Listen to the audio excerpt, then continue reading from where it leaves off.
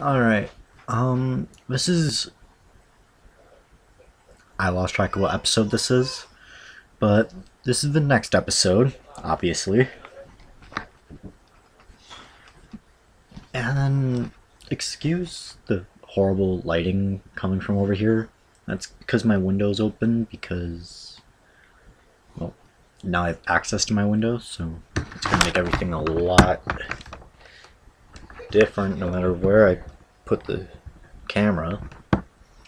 And unless I want to sit on the floor way over there, we're all kind of bumming. So that's the best place for me to leave it right now. Just put it back where it was. Like that. Now I'm pretty sure I left off just finishing chapter 2.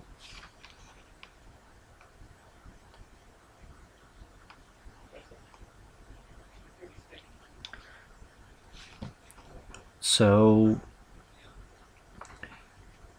I'm only really updating this now because I can't do it at night like I usually do. Because at 7 o'clock I have to go to the winter formal, which means in like 20 minutes or so I have to get showered, change into my dress outfit. So the rest of my night's going to be pretty busy. So here is the next chapter of The Host. Alright, I lied. I'm really excited about this because on the 29th is when The Host gets made into a movie, and that's probably about the same time I'm going to lose everyone who actually watches this, because they'll just go and watch the movie and then completely forget about the book. But I still think the book's really good, and I hope the movie is just as good too. So that's what I'm looking forward to on the 29th of this month. Chapter 3. Resisted. She won't recognize the new name, the healer murmured. A new sensation distracted me, something pleasant, a change in the air as the seeker stood at my side. A scent, I realized. Something different in the sterile, odorless room. Perfume, my new mind told me. Floral, lush. Can you hear me? The seeker asked, interrupting my analysis. Are you aware of me? Take your time, the healer urged in a softer voice than the one he used before. I did not open my eyes. I didn't want to be distracted. My mind gave me the words I needed and the tone that would convey what I couldn't say without using many words. Have I been placed in a damaged host in order to gain the information you seek? No, seeker. There was a gasp, surprise and outrage mingled, and something warm touched my skin, covered my hand. Of course not, Wanderer, the man said reassuringly. Even a seeker would stop at some things. The seeker gasped again. Hissed, my memory corrected. Then why doesn't this mind function correctly? There was a pause. The scans were perfect, the seeker said. Her words were not reassuring, but argumentative. Did she mean to quarrel with me? The body was entirely healed. From a suicide attempt that was perilously close to succeeding, my tone was stiff, still angry. I wasn't used to anger. It was hard to contain it. Everything was in perfect order, the healer cut her off. What is missing? He asked. Clearly, you've accessed speech. Memory. I was trying to find what this seeker wants. Though there were no sound, there was a change. The atmosphere, which had gone tense at my accusation, relaxed. I wondered how I knew this. I had a strange sensation that I was somehow receiving more than my 5 senses were giving me. Almost a feeling as if there was another sense on the fringes, not quite harnessed. Intuition? That was almost the right word. As if any creature needed more than 5 senses. The seeker cleared her throat, but it was the healer who answered. Ah, don't make yourself anxious about some partial memory difficulties. That's, well, not to be expected exactly, but not surprising, considering. I don't understand your meaning. This host was part of a human resistance. There was a hint of excitement in the Seeker's voice now. Those humans who were aware of us before insertion are more difficult to subdue. This one still resists. There was a moment of silence while they waited for my response. Resisting? This host was blocking my access? Again, the heat of anger surprised me. Am I correctly bound? I asked, my voice distorted because it came through my teeth. Yes, said the healer. All 827 points are latched securely in the optimum positions. The mind used more of my faculties than any host before, leaving me only 181 spare attachments. Perhaps the numerous bindings were the reason the emotions were so vivid. I decided to open my eyes. I felt the need to double-check the healer's promises, make sure the rest of me worked. Light, bright, painful. I closed my eyes again. The last light I had seen had been filtered through 100 ocean fathoms. But these eyes had seen brighter and could handle it. I opened them, narrowly, keeping my eyelashes feathered over the breeches. Would you like me to turn down the lights? No, healer. My eyes will adjust. Very good, he said, and I understood that his approval was meant for my casual use of a possessive. Both waited quietly while my eyes slowly widened. My mind recognized this as an average room in a medical facility, a hospital.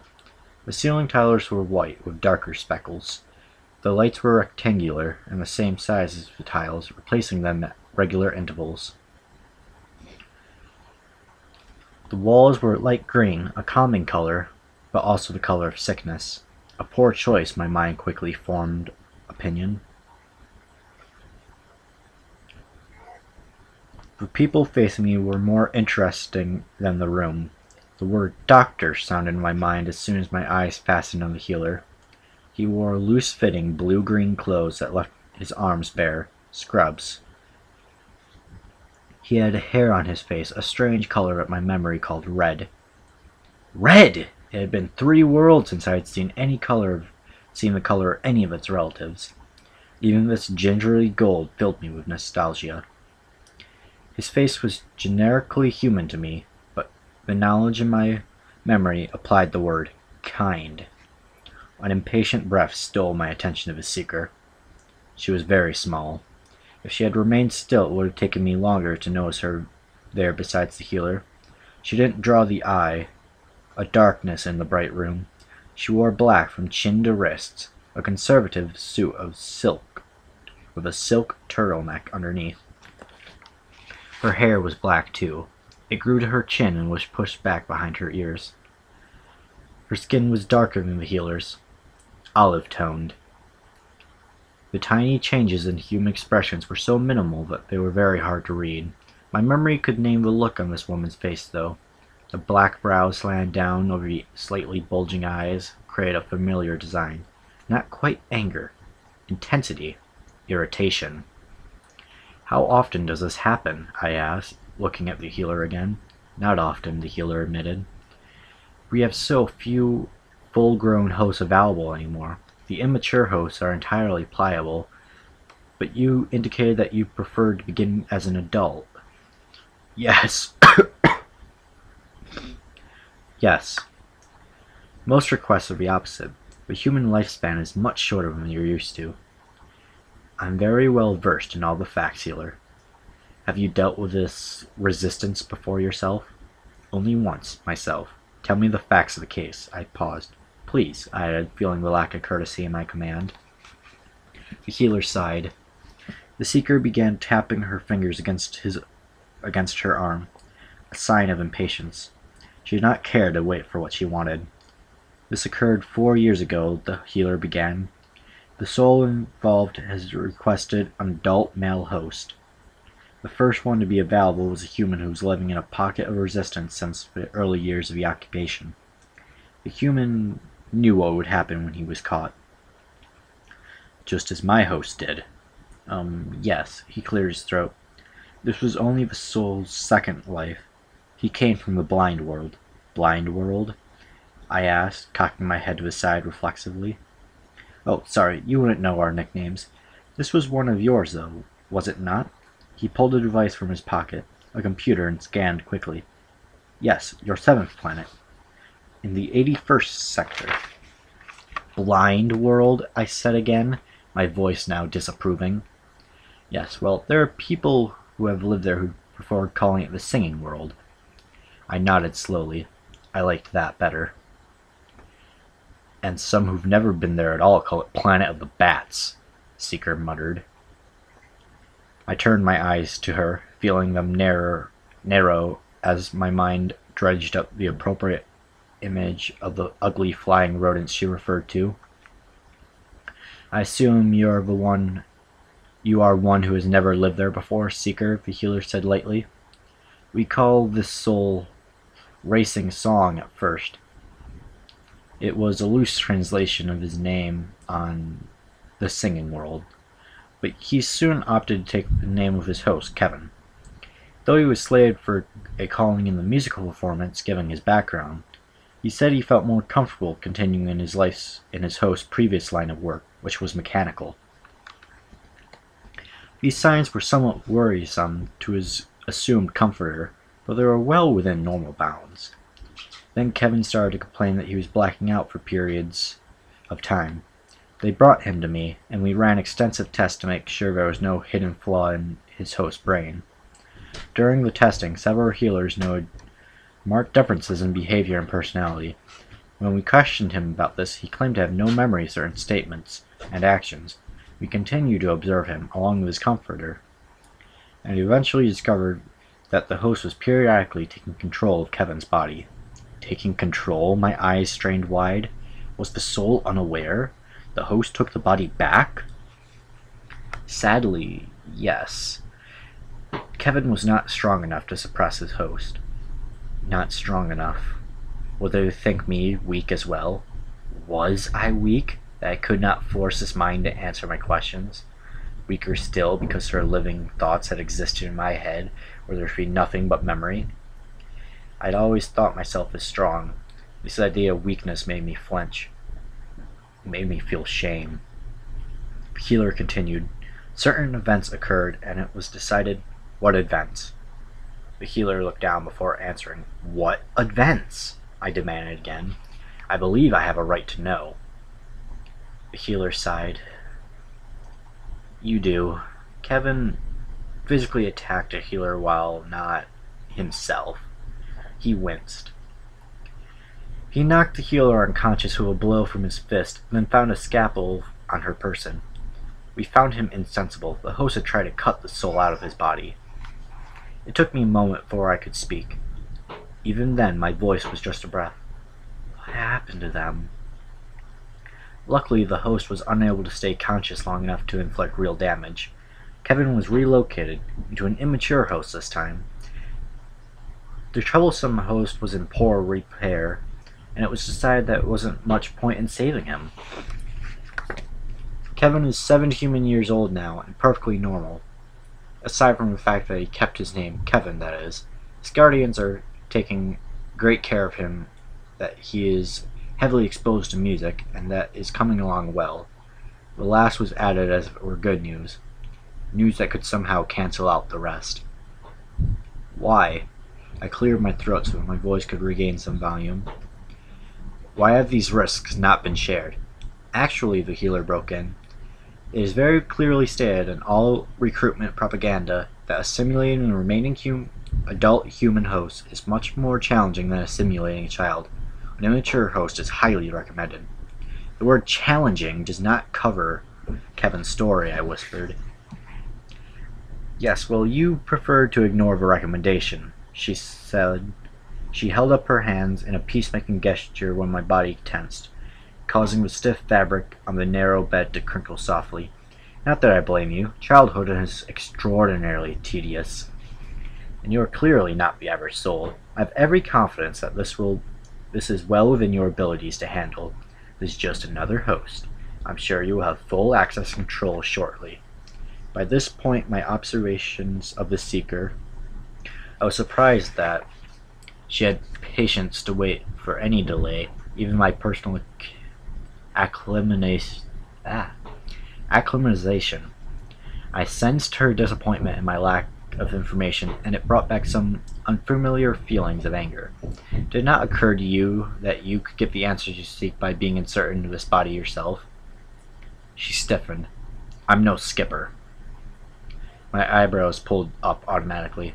Another nickname, the healer explained, for those who not complete a life term in their host. I nodded in understanding. We'd had a name for it on my other worlds.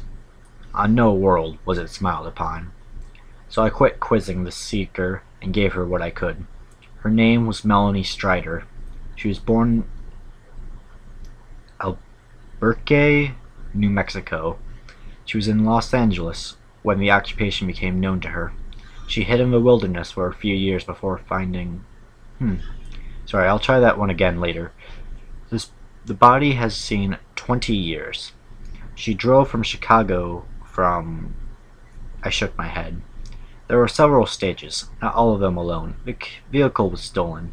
She was searching for a cousin named Sharon, whom she had reason to hope was still human. She neither found nor contacted anyone before she was spotted, but I struggled, fighting against another blank wall. I can't be sure. I think she left a note somewhere. So she expected someone would look for her, the seeker asked eagerly. Yes, she will be missed. If she does not rendezvous with... I gritted my teeth together, truly fighting now. The wall was black, and I could not tell how thick it was. I battered against it, sweat beading on my forehead. The seeker and the healer were very quiet, allowing me to concentrate. I tried thinking of something else, the loud, unfamiliar noises the engine of the car had made, the jittery rush of adrenaline every time the lights of another vehicle drew near on the road. I already had this, and nothing fought me. I let the memory carry me along, let it skip over the cold hike through the city under the sweltering darkness of night. Let it wind its way to the building where they found me. Not me. Her. My body shuddered. Don't overextend, the healer began. The seeker shushed him. I let my mind dwell on the horror of its discovery, the burning hatred of the seekers that had overpowered almost everything else. The hatred that was evil. It was pain. I could hardly bear to feel it, but I let it run its course, hoping it would distract the resistance, weaken the defenses.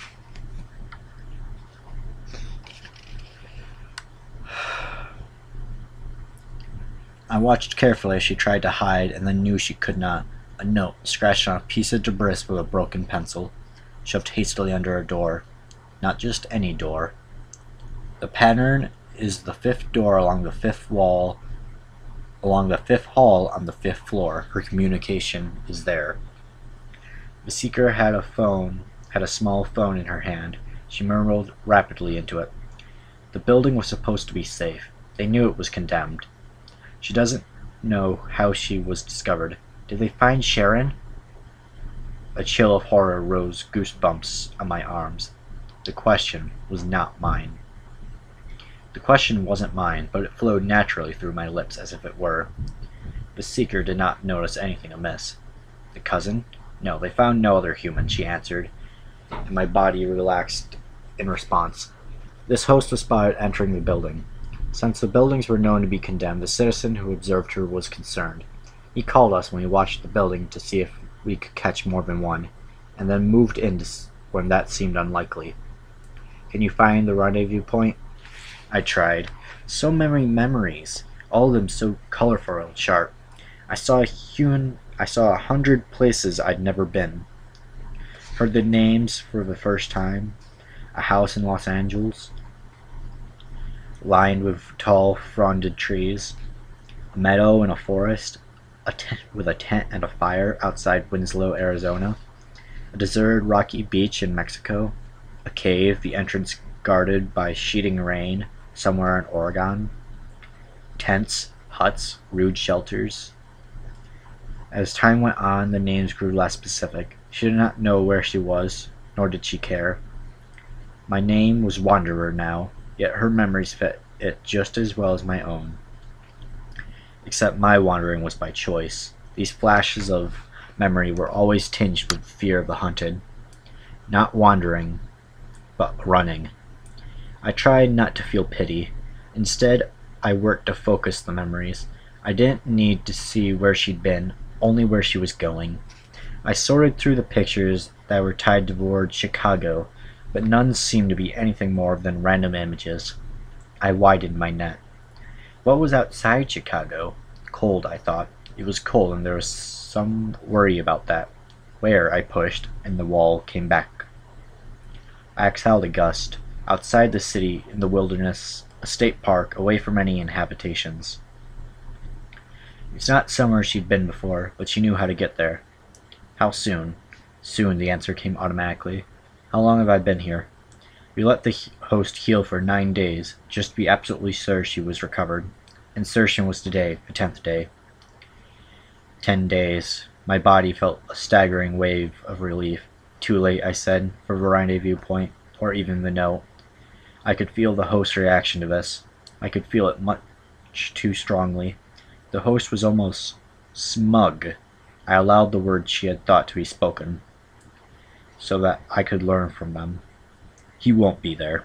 He? The seeker pounced on the pronoun. Who? The black wall slammed down with much more force than she'd used before.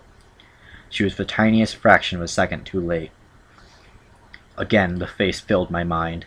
A beautiful face with golden tanned skin and light fleckled eyes. The face that stirred a strange, deep pleasure within me when I viewed it so clearly in my mind. Though the walls slapped into place with an occupying sensation of a vicious resentment, it was not fast enough. Jared, I answered, as quickly as it had come from me. The thought that was not mine followed the name through my lips. Jared is safe. Now that's where I'm gonna leave because, well, this is 22.5-minute video already, so reading another chapter will be way too long. I'll try to update as soon as I can. Thank you for watching, and I hope you stay tuned. Please and thank you.